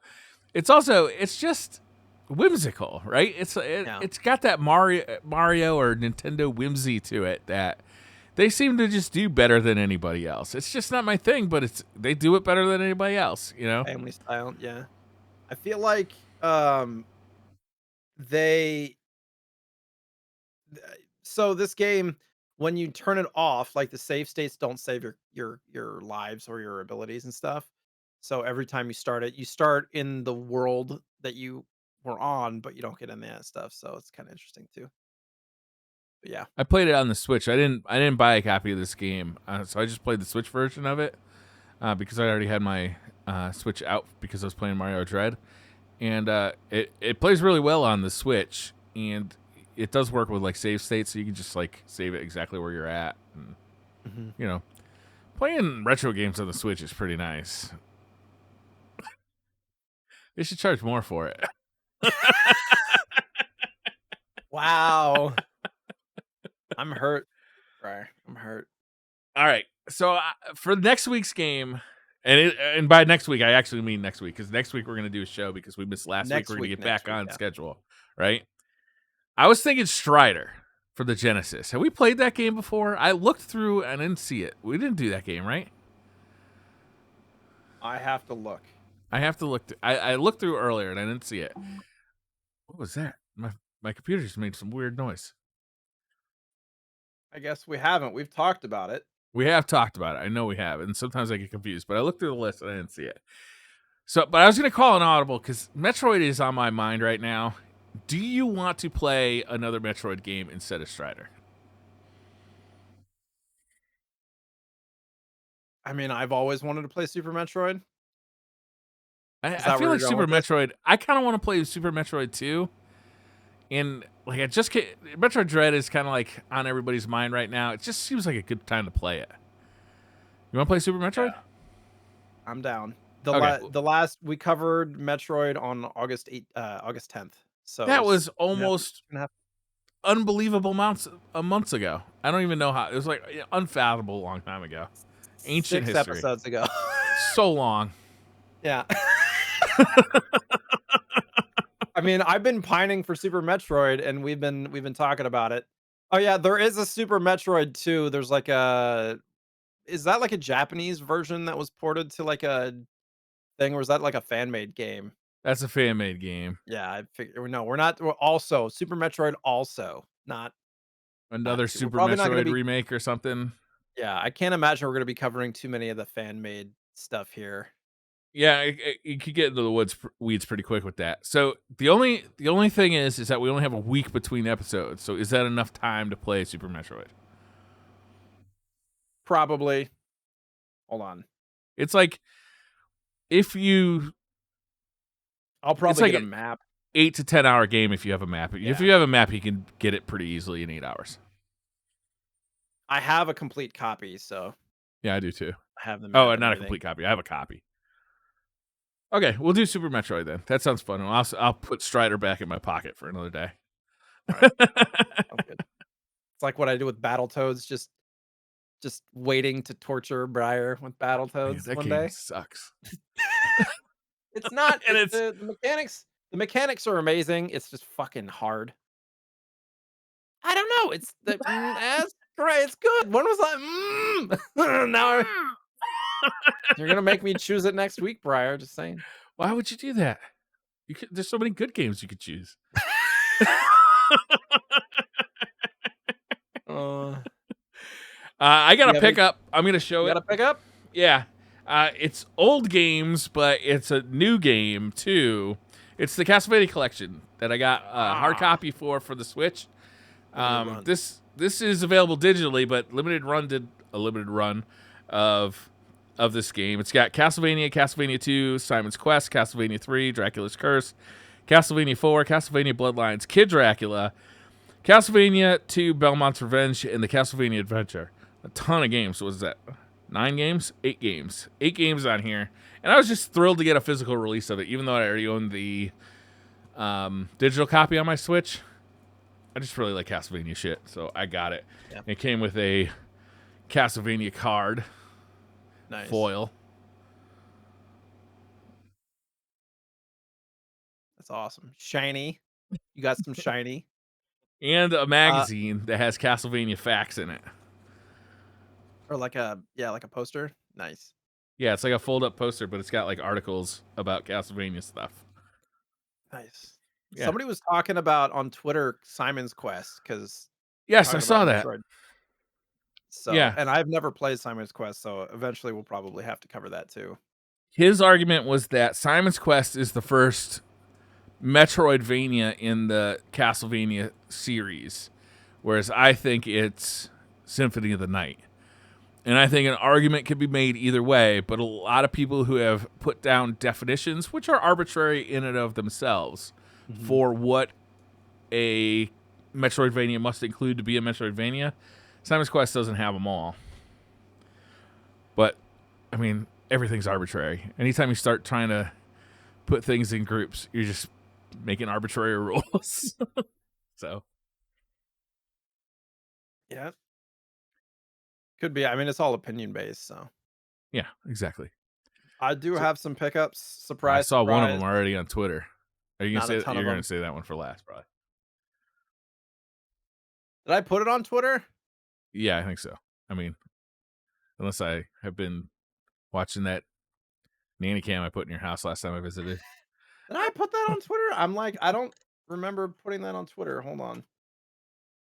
Oh, right. I totally had forgot about that. Good. Thank you. I was not going to talk about it. So now I will. Okay.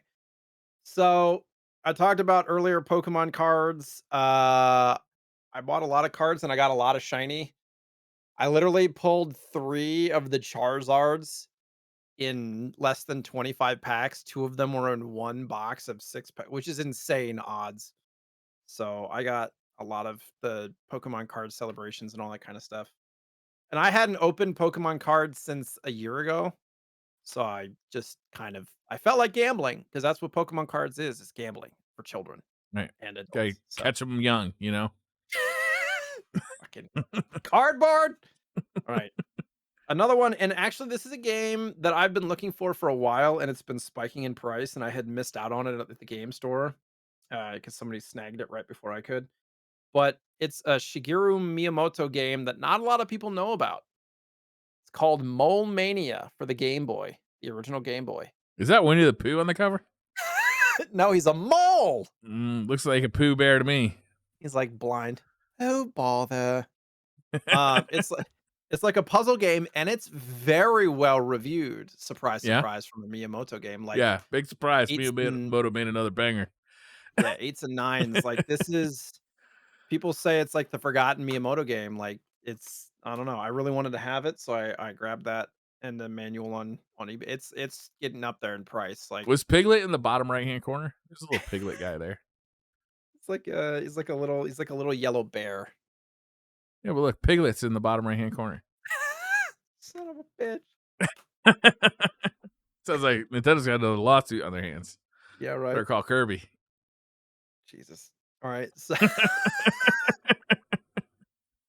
um so you were talking about this one last episode too, and you made me I'm gonna blame you. You made me Okay. pick up a copy of it. Oh yeah, Shadow Shadow of the Ninja. Did you check it Shadow out? of the Ninja for NES. I have not checked it out yet. I've It's heard on my really good short things list of though. games to pick, so I'm glad you have it. Yeah. It's like, it's getting up there in price if it'll focus. 24, 64.99, $64. $64, which Oh, okay. it's going for about 70 bucks and I had traded in some things, so it's been on my list for a while to grab. Another game that I grabbed that I don't know. This is like a meme game for me, but I wanted to grab it and apparently they've had it. Oh, I didn't even realize there was there's a second price tag on the back. Power Punch 2, which is we've talked about this on the Mike Tyson's episode. Yeah. This is like the unofficial Sequel? sequel to Punch Out. This like people speculated that after all of Tyson's legal troubles, they took him off the cover and all this stuff. You're basically fighting aliens in space as a boxer. Like it's a really weird game, but I think they had this at the retro store for years because I got it for they had it for 29 bucks Uh-huh. and on the back it says 15. Oh.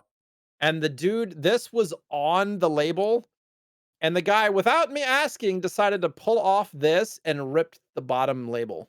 Did you punch him in the face? I was just like, whatever. Oh, I think It you're wasn't a allowed. $200 game, so I think you're allowed to punch him in the face for that. um I don't know. I don't know why I'm gonna mention this, but they have like containers of manuals that you can sift through and pick up and stuff. They have And I that in my actually store too. yeah. So they had this random stuff bin and I found a poster for Quake for N64 that I didn't have and they gave it Oh, to me neat. for $1. So that's gonna like mostly fully complete my copy. We're talking earlier about Street Fighter, and this was the last Street Fighter for SNES that I did not have complete in box. And now I have it complete in box. It's not in amazing condition, but at least it's not the assembled in Mexico version, Yeah. which for anybody that's been around knows how much I hate those. So picked up a I copy of that. I remember going to the store to buy that game, and I remember I was too young to drive, obviously, so I remember, like, staring at the box on the way home and just looking at that art being like, "I hope the game is better than the art." 'Cause that art Dude, is fucking weird. Blanca's face, he's like, Yeah. a And then little, Ryu on the ground, like, just looks weird. Like, it's not I don't know, it's not bad art, it just doesn't look like the game. yeah, Looks it's different. true. This game, when Super Nintendo was first coming out, I probably played this game the most because it was one of the Me games that too. my older brother and I could play together because he's 5 years older. Or against each Um, other. right. So before we owned an SNES, our whole thing was if we got a good report card like A's and B's, then we could go to Blockbuster and rent a Super Nintendo and one game. And this happened for about a year, and report cards were like every quarter. So that was really the only time I got to play Super Nintendo for the first year of its release. And we always got Street Fighter 2 because it was a game we didn't argue over and we just fucking sat down and played. Because otherwise, like our tastes were way different. He was 5 years older than me. I was what, 7 at the time? Something like that. He was like 12, 13. Um, I it got to a point when I started beating him consistently and he didn't want to play anymore. I I would The play tale is Ryu as and old as time. I figured out all the moves and it looked like I was button mashing, but I probably was, but at least I knew the moves. I could do all the power moves as like a 7-year-old Who was and your he just guy? Who's your character? Ryu, Ryu. Yeah. And I got to the point where I could like beat all his friends too. And they were just Oh. like they were like they didn't want me to hang around anymore because I kept kicking their ass. So, yeah, that was a point of contention with him and his friends. Like, why'd you bring your little brother over here? Street Fighter, I think, So, is my favorite game series of all time. yeah, Like, we need to cover that at some point because Street Fighter it's 2 hard is to amazing. do though. It's like hard to do like a game of the week for it is kind of weird because it's like you don't. I guess there's a story mode you could Story play through the mode. story mode, and then like to do Street Fighter 2. How do you do Street Fighter 2? Because there's Street Fighter 2, Street Fighter 2 Turbo, Street Super Fighter Street Champion Fighter 2. Edition, Yeah, there's Super like Street 4 Fighter 2. games from there's like I think there's 4 for the Super Nintendo, which is I think there's crazy. 5 because I think they did Alpha as well. So I abstained from posting this on Twitter because I wanted to see your face when I Uh showed huh. you. Let me put a neutral face on. So pretty. I thought it'd be grayer. It's real black. It's okay. It's It's cooler black, than I yeah. thought. So, RoboCop versus Terminator for Super Nintendo, the plastic case. The funny thing Oh, that's is, it's fucking in really dope. good shape, but it's got some wear on top, like some scratches. But I was like, that's kind of perfect because it fits the aesthetic. Yeah, man. RoboCop Um, versus Terminator. It's got some wear to it. Those are hard miles. You know what I'm saying? yeah, cardboard back, Oh, and you really? want to, yeah. So you want to know, so you just pull this off Yeah. for anybody who's watching on YouTube. Pull this off, has all the inserts and everything. But the one thing that I absolutely hated, and I didn't realize this when I bought it. So it's got a poster. What's that? This is the manual. What's wrong with it? Folded in half Oh, because weird.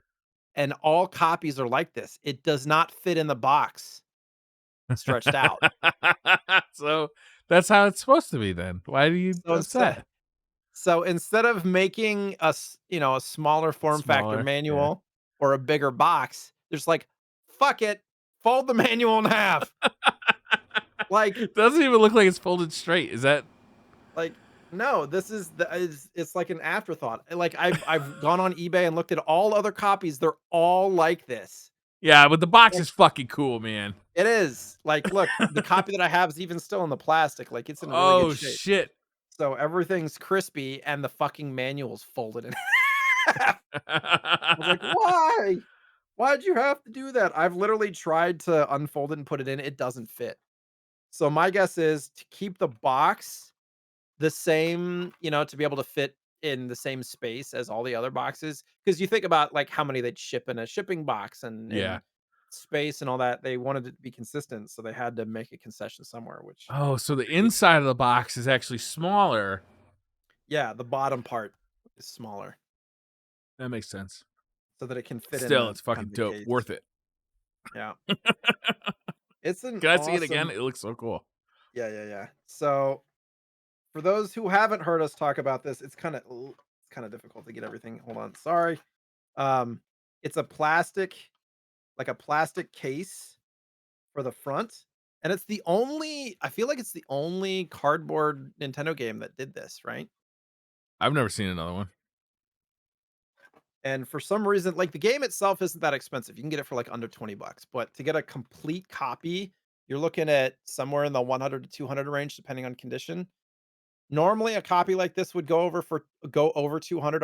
I'm pretty sure I saw another copy in this condition go for 250, but I buy it now for 150 as soon as I saw it because I was like, Nice. yeah. I wanted to And get it that for looks about like the 100, plastic but is painted or screen printed too. It's like, are those oh, decals or is that? no, it's powder coated. Wow. Like, all of that stuff is painted on. These are not stickers. Yeah. I think it's dope. Yeah, I'm super happy to have finally That's the gotten that. coolest Super Nintendo box. It's got to be. Yeah, 100%. Not the best game though. No, no. The Genesis version is the best game. Yeah. Uh, Last pickup of the week. Yes. This is the one that was on Twitter. Yes. I had to go back and look at Twitter. I was like, "Wait, what game was on Twitter?" I got another first print Super Mario Bros. For NES for $300 Wow. because it was buy it now. As soon as That I one saw looks the like it's in listing, better condition than the other one. Never mind. it does not have the top, but the thing that it has is the sticker, Yeah. which I think that some collectors value that sticker over some other stuff. Also, it has, like a department store sticker that says 1185, which is also confirmation that it's a first print because no other copies came out in '85. The second prints were '86. And So as we all know, Willoughby's is the store we can trust. is that what it says on there? Willoughby's? Is there a joke there? I don't get it. I don't know. Willoughby's is a kind of entertaining name for a store, isn't it? Willoughby's?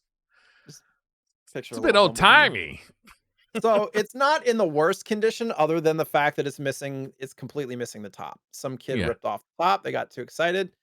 It would not grade as good as the other one, but, like, this is still, in my estimation, a $5 to $7,000 game. So you got to sell Um, that one then, right? so, no, I think I'm gonna keep this one and sell the other one Sell the other one? because having a little bit of the sticker, having the department store sticker, the game has a 1 on the back. 1. The little indentation on the back of the cart, it says 1. The manual's pretty torn up and stuff, but I think I'm gonna keep this one and sell the other one. 'Cause I'll Okay. probably get more for the other one anyways, but That the other makes one sense. doesn't have the sticker on the front. Like, it's ripped Yeah. off clean. So, like, who knows 100% if it's even a first print? Like, there's no like, real indication other than it doesn't have the void thing on it. I don't know. Like, and bless the person's heart who asked me on Twitter, they said, "Yeah, but does it have 5 screws?" I'm like, "Okay." I had to take a step back. I'm like, they don't have all the information. For those who don't know, The first 7 versions of pretty much every black box game was a 5 screw, because there was 10 to 11 different versions of every single black box game. Golf, Excite Bike, Mario, like literally everything, and they all had a specific revision. If it says Rev A in the corner, it means it's a 3 screw game. Okay, if it doesn't have Rev A, it means it's the 5 screws, at least as far as I know. Um, and a 5 screw version of this game, you're talking, a $10 game going up to maybe 20 or 25 for 5 screw, maybe if you talk to the right person. But the box is the most valuable part of this. Even the manual can go for quite a bit without the year and the TM on it.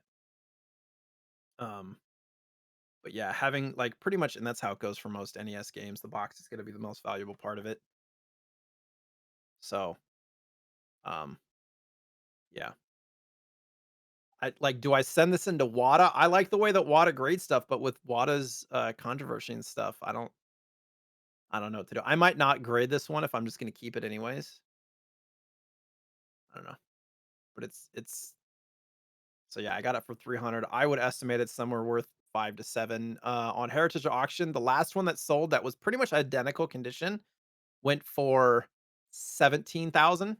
Ooh, However, it was the first print they had ever sold about a year ago.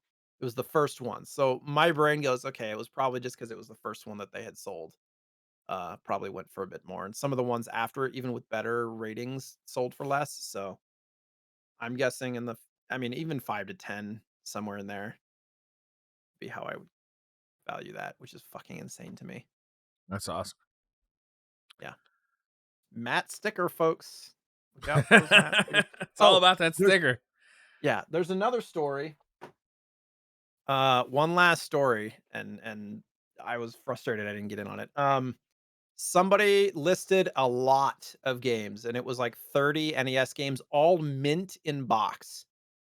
The thing that I saw in the upper left corner of the screen, a mint in box first print, like better than any condition I've ever seen online, probably an 8 or 8.5 in a lot, but it was not a buy it now. It was an auction for Wow. 10 days. And I do what I do. I sent them a message and I said, "Would you consider any offers for the whole lot just to sell it now?" And they're like, "No, I think I'm gonna let it go because I'm getting a Uh, lot of I'd like a all the lot of money, please. messages."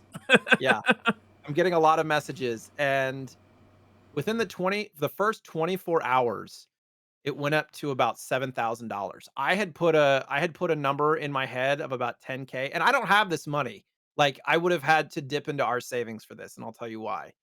Um, that game, that copy, I think is north of 50K, maybe even approaching 100K in worth in today's market. Wow. Just Do you that know what the Mario, auction ended up at? he took it off. He took it Oh, offline. somebody He's like, "I'm getting too much interest," and I think somebody tipped him off about Mario because he's like, "I'm gonna sell Mario separate."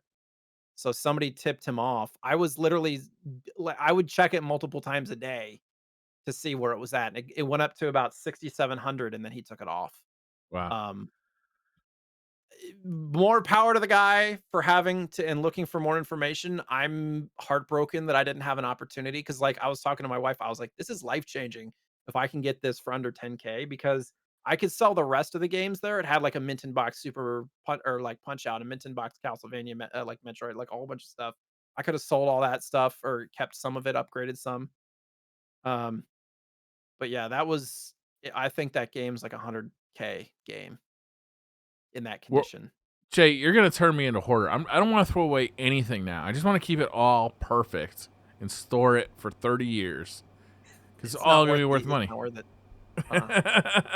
The reason those are worth so much is because they didn't print very many. Nobody kept them in that condition. Like, it's like anything when it first comes out, like Pokemon cards, the same sports cards. Nobody kept that stuff mint because they were meant to be played and they should be Yeah. played. And anybody who's listening to this, like, you shouldn't be paying that much for it's like these are collector items antiques. Like this is Monet type shit. Like this isn't just a copy of Mario that you can go to the store and buy for $10. This is once in a lifetime kind of opportunity.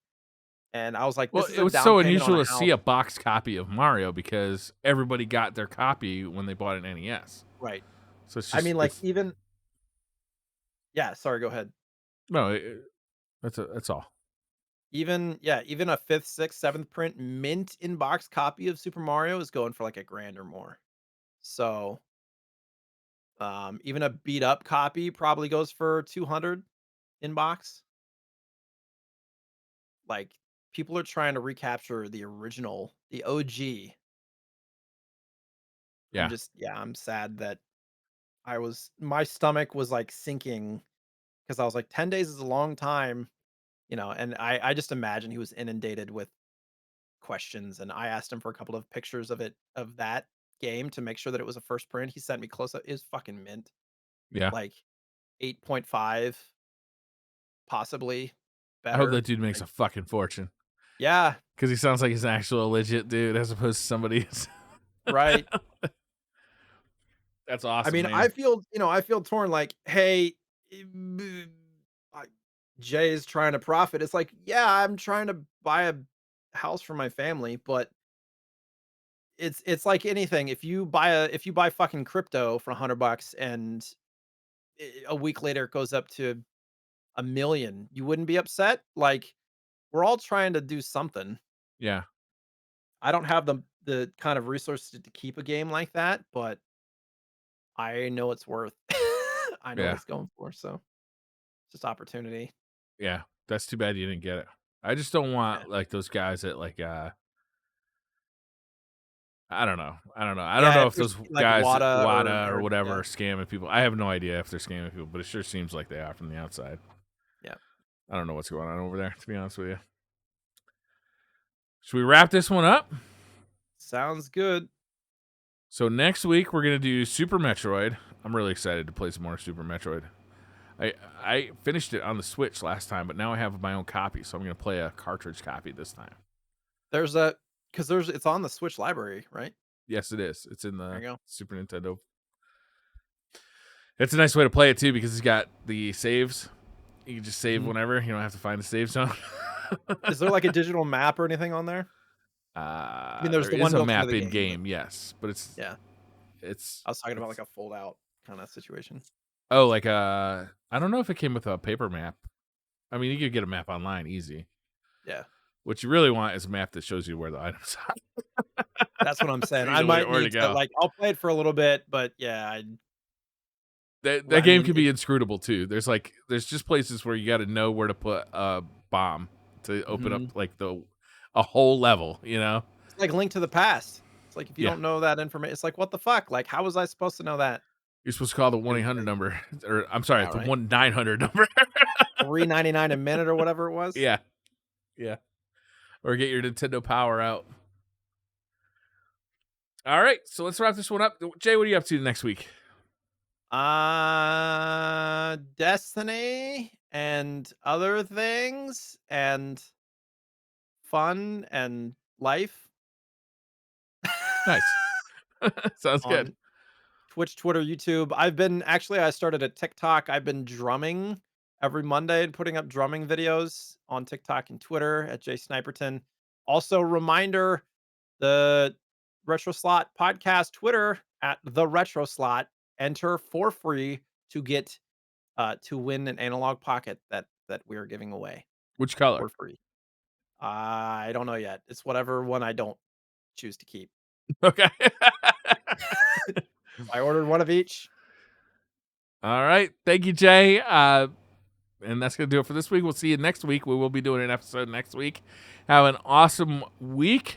Play some Super Metroid so you can play along with us. And we'll see you soon. Bye. Super Metroid. Bye.